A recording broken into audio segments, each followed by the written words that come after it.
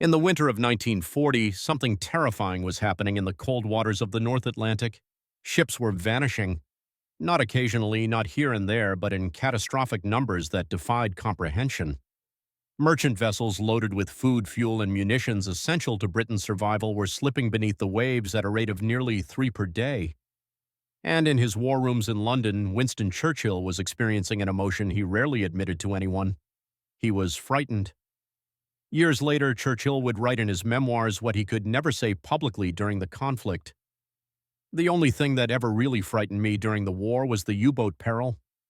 This was no idle confession.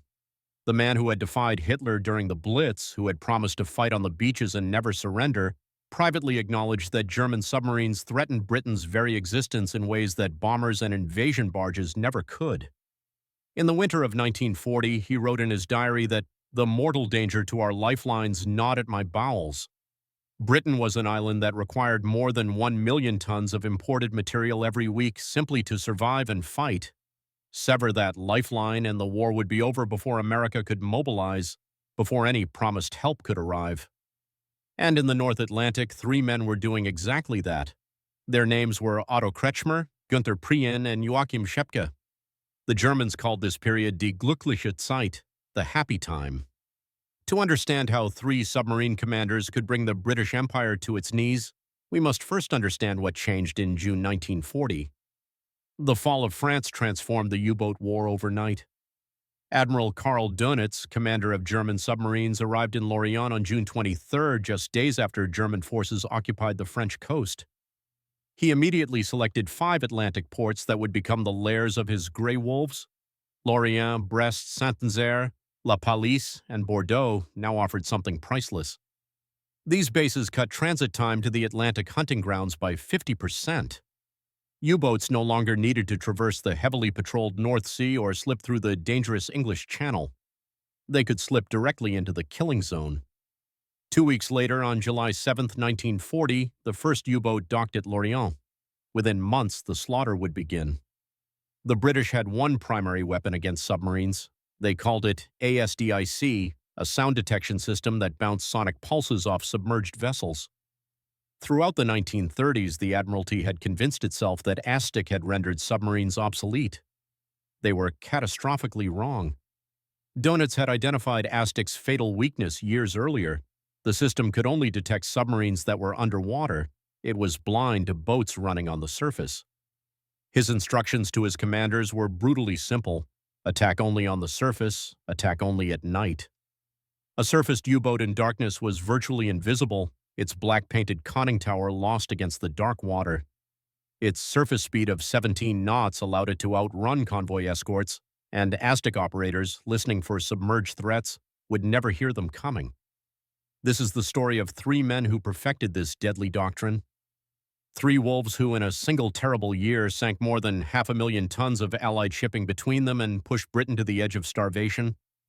But it is also the story of how that year ended, how all 3 were eliminated within 10 days of each other in March 1941, and how the very tactics that made them invincible ultimately sealed their fates. The most famous of the 3 was Günther Prien, and he earned that fame before the happy time even began. Born in 1908 in central Germany, Prien came from modest circumstances. His parents separated when he was young, and he grew up in Leipzig, where his mother scraped together a living selling peasant lace.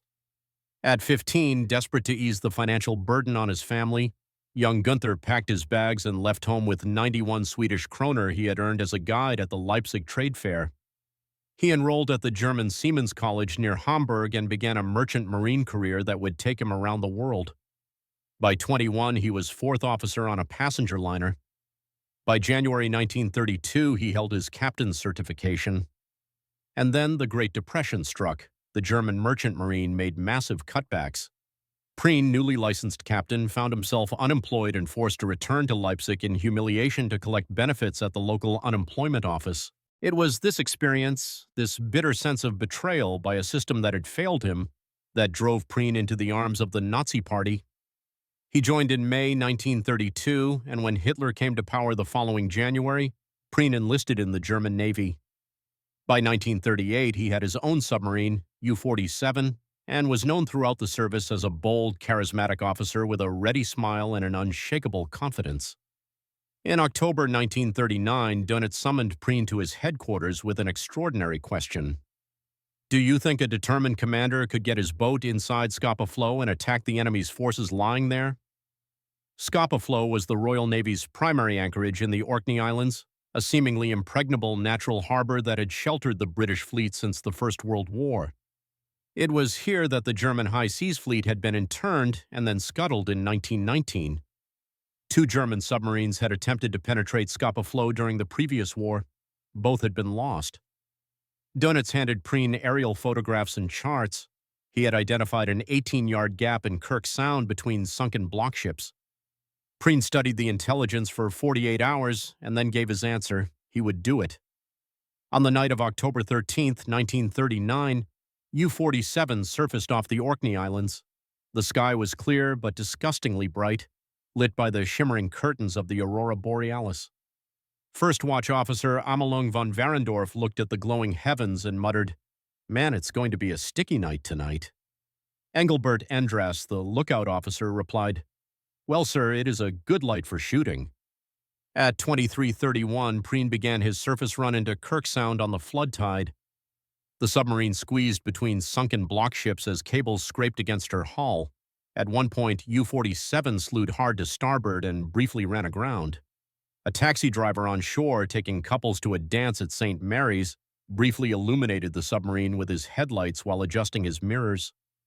He thought nothing of it. Prien ordered reverse engines at full power. The boat freed herself and continued through. At 27 minutes past midnight, U-47 emerged into Scapa Flow proper. Prien made an entry in his war diary that would become famous. "Wir sind in Scapa Flow. We are in Scapa Flow." To his surprise, the anchorage appeared nearly empty. The home fleet had been dispersed.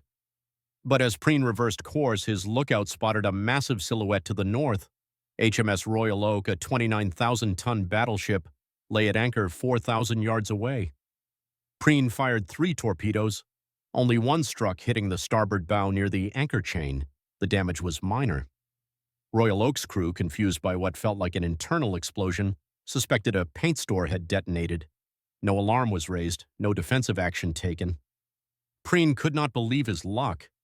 He turned about, reloaded his tubes, and at 23 minutes past 1 in the morning, fired 3 more torpedoes from 3,000 yards. All 3 struck the starboard side. Royal Oak's magazine exploded. A pillar of flame shot as high as her mast. The battleship took on a 15-degree list that rapidly increased as open portholes submerged. Within 15 minutes, HMS Royal Oak had disappeared beneath the waters of Scapa Flow. 835 men died, including 135 boy sailors under the age of 18. It was the largest loss of boy sailors in Royal Navy history. Prien escaped through the southern gap, the route Dönitz had originally recommended. As U-47 cleared Scapa Flow, he announced to his crew over the intercom, "All stations, attention. 1 battleship destroyed, 1 battleship damaged, and we are through." During the return voyage, Engelbert Endras saw an image in a crew member's comic book and painted it on the conning tower. A snorting bull. Prien would forever after be known as the Bull of Scapa Flow. Hitler sent his personal aircraft to bring the entire crew to Berlin. The route from Tempelhof Airfield to the Kaiserhof Hotel was black with screaming crowds. Hitler personally presented Prien with the Knight's Cross, calling the raid the proudest deed that a German U-boat could possibly carry out. Goebbels made him a propaganda star. Dancing bands were lifted in his honor. A ghost-written autobiography was rushed into print. And yet Prien, uncomfortable with the attention, told interviewers, "I am an officer, not a film star." But Scapa Flow was just the beginning. The true slaughter would come when the French bases opened and Prien took U-47 into the Atlantic hunting grounds. If Prien was the most famous of the 3 aces, Otto Kretschmer was the most deadly. Born in 1912 in Prussian Silesia, Kretschmer was everything Prien was not. Quiet where Prien was charismatic, methodical where Prien was bold. His school reports noted extraordinary courage, but his demeanor was cool, almost academic. British interrogators who questioned him after his capture said he looked more like a student than a U-boat captain. Kretschmer spent 8 months at Exeter University in England as a young man studying English and literature. He developed a fluent command of the language and a respect for British education that set him apart from the propaganda-fed fervor of many German officers. He was never a committed Nazi. When British captors later showed him bomb craters near Buckingham Palace, he was genuinely shocked.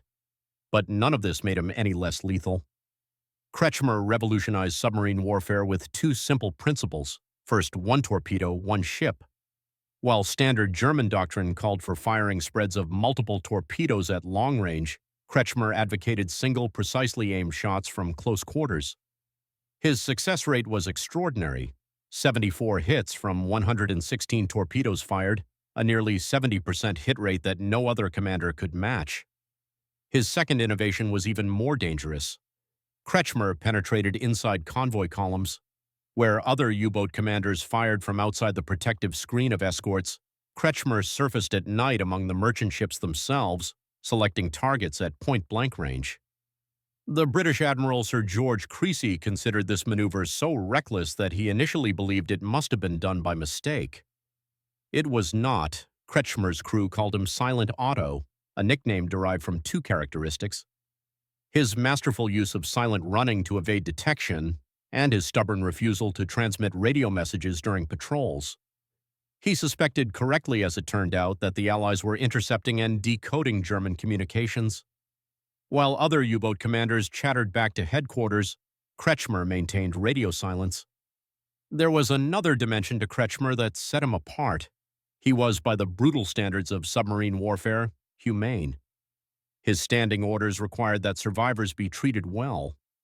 He was known to give torpedoed crews bottles of brandy, blankets, and compass bearings to the nearest land.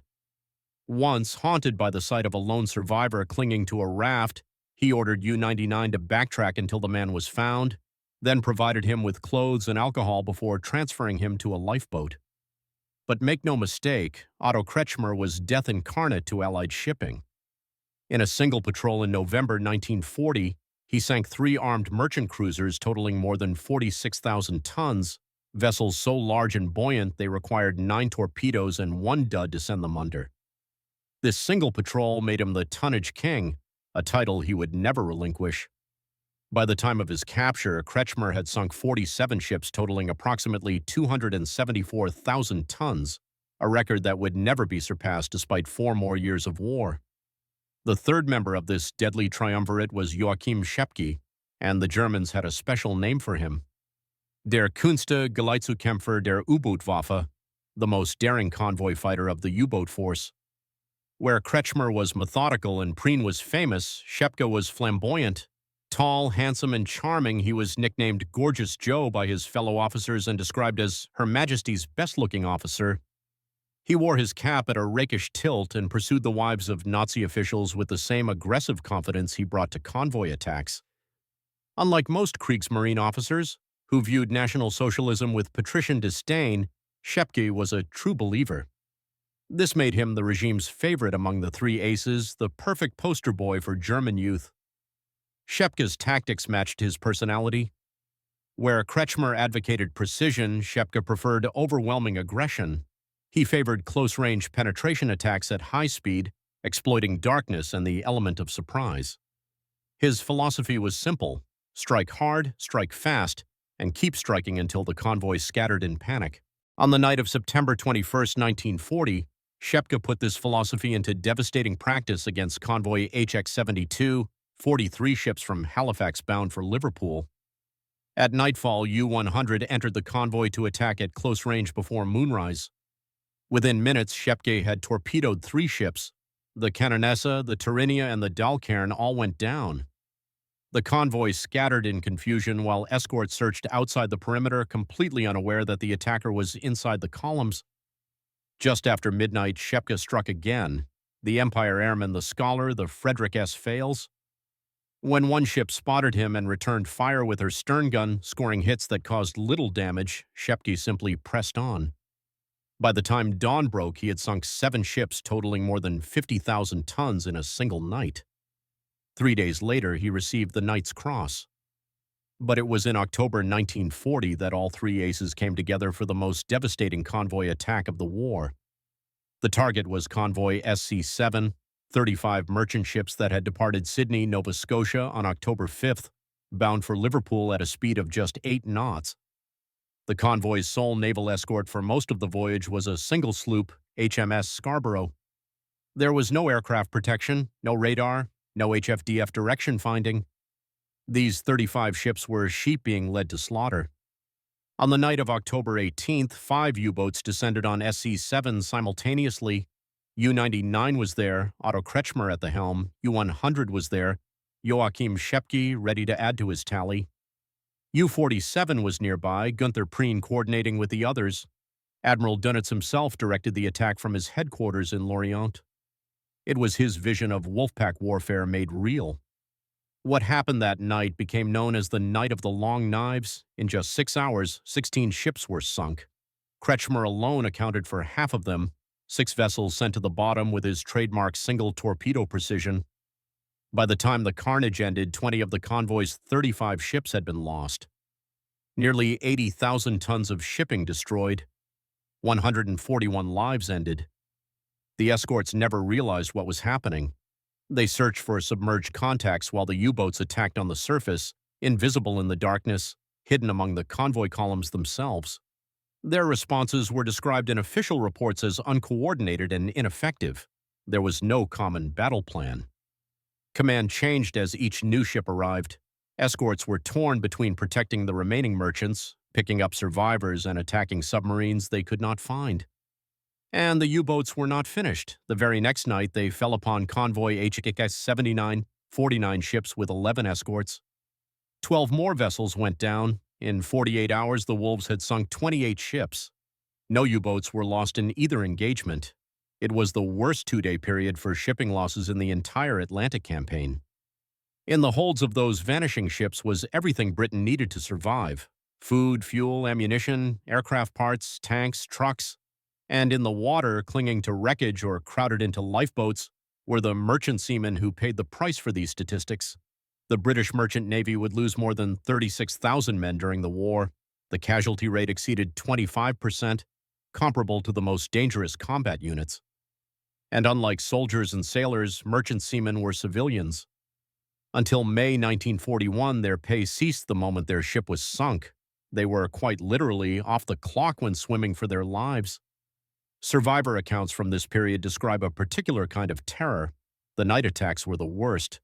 Men lay in their bunks trying to sleep, but dreading the sudden thunder of explosions and the clangor of bells that signaled a U-boat attack.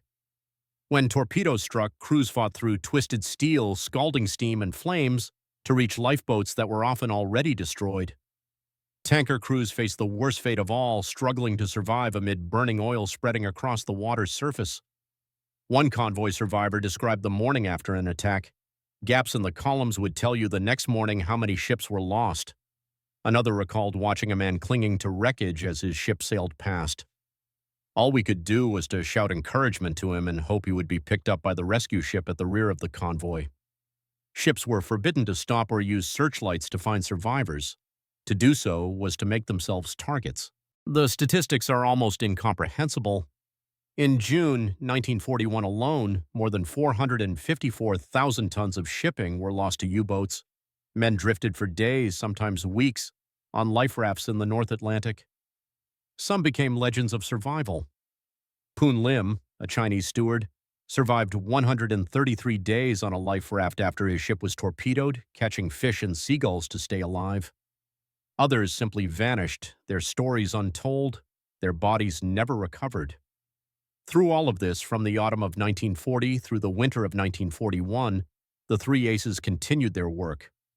Prien took U-47 into the Atlantic again and again, adding to his tally with each patrol. By October 1940, he had received the Knight's Cross with oak leaves, only the 5th member of the German Wehrmacht so honored. Kretschmer's score climbed relentlessly toward his final total of 47 ships. Schepke, competitive to the last, organized a wager with his 2 rivals. Whoever reached 250,000 tons first would be wined and dined by the others. On one night in November 1940, the three commanders gathered at a restaurant near Lorient. Over coffee and brandy, Shepka put on a show of bravado. "Let us wager on which of us reaches 250,000 tons first. I offer to provide champagne for the three of us if either of you beats me to it." Preen and Kretschmer accepted. But there was something different about Shepka that night. Observers noticed a nervous note in his gaiety. His laughter came too loud and too often. Perhaps he sensed what was coming. Perhaps they all did. By early 1941, the tide was beginning to turn, though imperceptibly at first. The British were learning. Permanent escort groups were being formed, ships that trained together and developed common tactics. New technologies were being deployed. Most critically, a revolutionary 10-centimeter radar based on the cavity magnetron was being fitted to Royal Navy vessels. This radar could detect a surfaced U-boat at significant range, negating the advantage of night surface attacks. And there was something else, something the Germans did not know and would not discover until after the war. In May 1941, HMS Bulldog would capture an intact Enigma machine from U-110, allowing British codebreakers at Bletchley Park to read German naval communications. But even before this breakthrough, the British were getting better at finding submarines. High-frequency direction finding, nicknamed Huff Duff, could now triangulate the position of any U-boat that transmitted on radio. The constant chatter that coordinated Wolfpack attacks was becoming a death sentence. In February 1941, Admiral Dönitz offered Gunther Preen a transfer to a training unit. The Bull of Scapa Flow had been at sea continuously for 2 years. His nerves were fraying, but Preen declined. He would not leave his boat. On February 20th, U-47 departed Lorient on what would be her 10th and final patrol. On February 24th, Preen attacked convoy OB-290, sinking 4 ships totaling more than 16,000 tons. On March 7th, at 4 minutes before 5 in the morning, U-47 transmitted her final radio message, giving her position south of Iceland. Shortly after 5, she fired her last torpedo at the whale factory ship Terje Viken. Nothing was ever heard from U-47 again. The exact fate of Gunther Preen remains a mystery. For years, it was believed he was sunk by the British destroyers HMS Wolverine and HMS Verity. Post-war analysis revealed that Wolverine had actually attacked a different submarine, UA, which escaped with damage. Theories abound. Preen may have been hit by one of his own circling torpedoes. He may have struck a mine. He may have suffered mechanical failure in the crushing depths. What is certain is that all 45 crew members perished. U-47's wreck has never been found. The Bull of Scapa Flow, Germany's greatest submarine hero, simply vanished into the cold Atlantic waters. 10 days later, both remaining aces were eliminated in a single night. On March 16, 1941, U-99 and U-100 approached convoy HX-112 southeast of Iceland. This convoy was different. It was protected by the newly formed 3rd Escort Group, professional submarine hunters with trained crews and new equipment. Among them was HMS Vanok carrying something no U-boat commander had ever faced: Type 286M radar. Joachim Schepke made the first move. U-100 closed on the convoy and was detected. Depth charges from HMS Walker and HMS Vanok hammered the submarine, smashing instruments, disabling pumps, and causing severe flooding. U-100 plunged to nearly 230 meters, well beyond her rated crush depth. Schepke ordered all tanks blown. This was the first time in the Second World War that radar had directly detected a U-boat, the first of many. Commander Donald McIntyre aboard HMS Walker later recounted what happened next. Vanok turned toward the contact and increased to ramming speed. On U-100's bridge, Schepke saw the destroyer approaching and called down to his men, "All right, he will miss us astern." He was deceived by Vanok's camouflage painting. He ordered full speed ahead, but his diesel engines failed to start. When they finally responded, Schepke made a fatal error.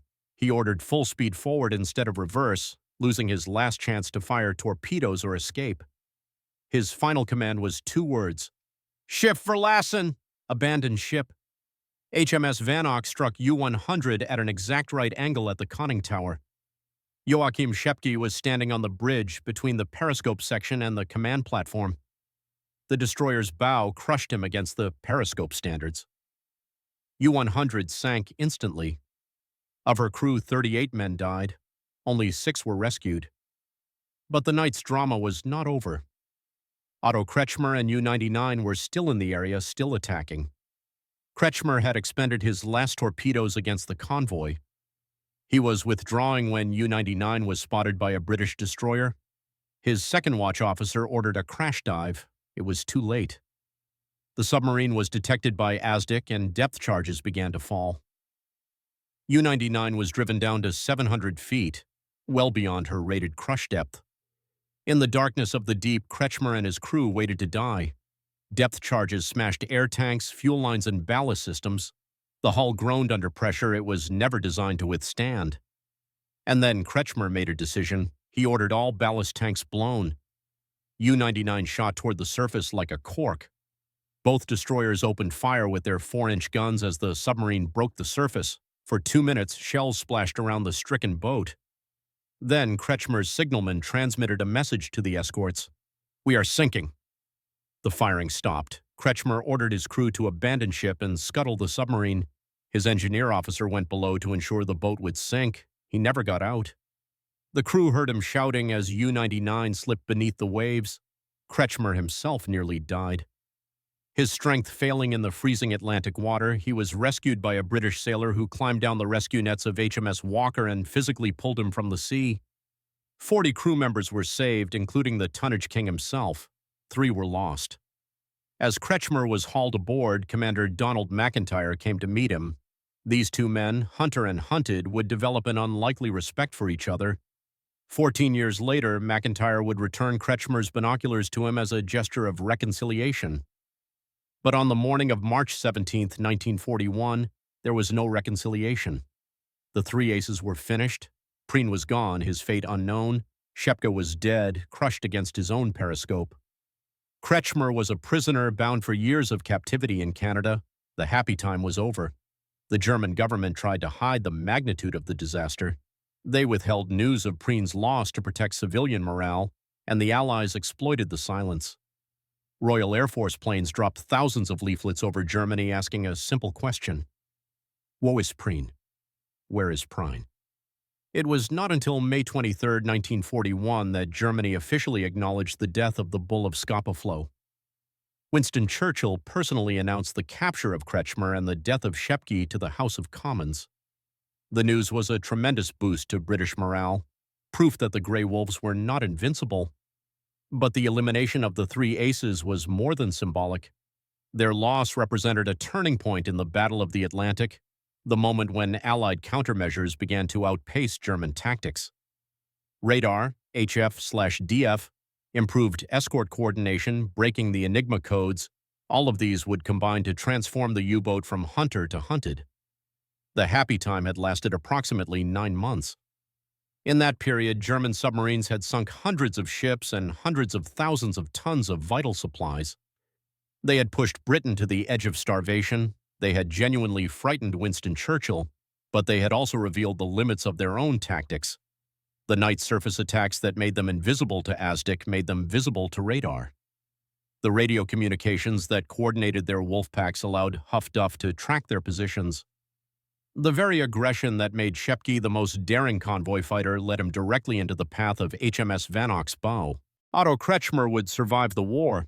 He spent nearly 7 years in Canadian prisoner of war camps, where he presided over courts of honor for captured U-boat officers and participated in an elaborate escape attempt that was ultimately foiled by Canadian intelligence. Released in December 1947, he eventually joined the West German Navy and rose to the rank of Rear Admiral. In 1955, Commander McIntyre returned his binoculars at a formal ceremony. Kretschmer died in 1998 at the age of 86 on a Danube cruise celebrating his 50th wedding anniversary when he fell climbing the steep steps of a riverboat. The U-boat war would continue for 4 more years after the happy time ended. It would reach new peaks of destruction in 1942 and early 1943, but it would ultimately fail. The Allies would close the air gap in the mid-Atlantic with escort carriers and long-range aircraft. They would produce ships faster than U-boats could sink them. They would develop weapons and tactics that made submarine operations suicidal. By the war's end, Germany had lost 785 U-boats. More than 30,000 U-boat crewmen had died, a casualty rate exceeding 75%.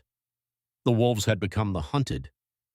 But for 9 months in 1940 and 1941, three men had held the fate of Britain in their hands. Otto Kretschmer with his cold precision and single torpedo kills, Gunther Preen with his bold audacity and legendary penetration of Scapa flow, Joachim Schepke with his reckless aggression and movie star glamour. Together they sank more than 500,000 tons of Allied shipping. Together they created the legend of the U-boat ace.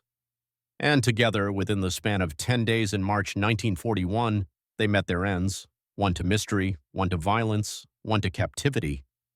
The Atlantic would claim many more lives before the war was over.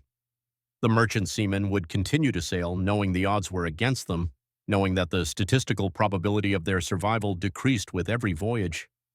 More than 50,000 Allied and neutral merchant seamen would ultimately give their lives to keep the Atlantic lifeline open. But something changed in March 1941. The aura of invincibility that had surrounded the U-boat force was shattered. The happy time was over, and slowly, painfully, at tremendous cost in ships and lives, the Battle of the Atlantic began to turn. Winston Churchill had been right to be frightened. The U-boat peril had been real, immediate, and existential. But in the end, the island nation survived. The convoys got through. The wolves were defeated. The cold waters of the North Atlantic keep their secret still. Somewhere in those depths lie the remains of U-47 and her crew, their final resting place unknown. Somewhere lie the bones of Joachim Schepke, crushed in the wreckage of U-100. And somewhere, in a ceremony none of them could have imagined, the binoculars of Otto Kretschmer passed from the hands of his captor back to their rightful owner, a gesture of respect between warriors from a war that had nearly consumed them both. The happy time was over. The long struggle for the Atlantic had only just begun.